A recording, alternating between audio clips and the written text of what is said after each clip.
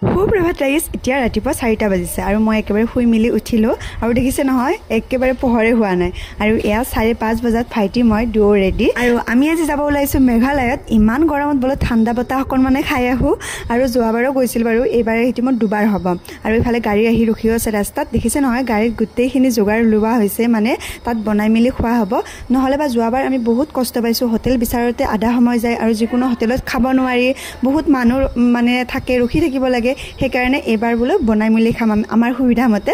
আৰু এয়া দেখিছে নহয় আহি থাকোঁতে এয়া পালোঁ নহয় বৰষুণ, তেতিয়াহে চিন্তা হৈছে বোলে বৰষুণ দি থাকিলে ইয়াতে যদি ইমান বৰষুণ দিয়ে তাত আৰু কি হ'ব বাৰু। যি হয় হ'ব, আহিছোঁ যিহেতু যাবতো লাগিবই। এইফালে গাড়ীত তেল ফুল কৰি মেলি এয়া ওলালোঁ আৰু চাওকচোন এই পুতলাটো হাৱাতে একেবাৰে নাচি আছে, দেখি বহুত বেছি মৰম লাগিলে।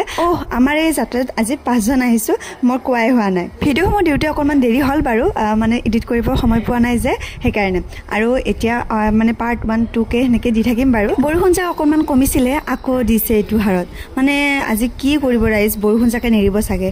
এতিয়া আমাৰ মানে চিন্তা লাগি আছে, চাহ বনা ঠাই বিচাৰি পোৱা নাই, মানে বৰষুণে দি আছে, চাহ খাব মন গৈ আছে।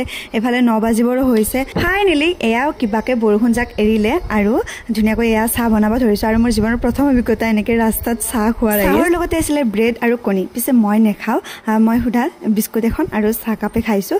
আৰু মানে ৰাতিপুৱা এইবিলাক খাব নোৱাৰি। আৰু এইটো ভিডিঅ' ইমানখিনিতে ৰাখিছোঁ, পিছত মেঘালয় ক'ত গৈ আছোঁ আপোনালোকক দেখুৱাম বাৰু।